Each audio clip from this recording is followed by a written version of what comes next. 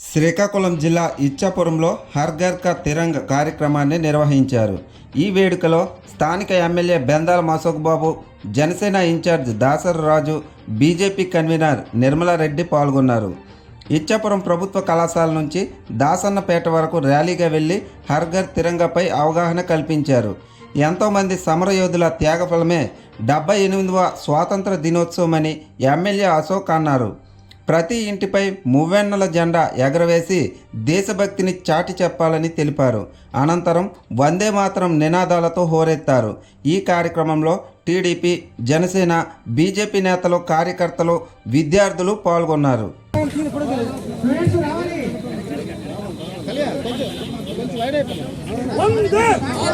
भारत माता की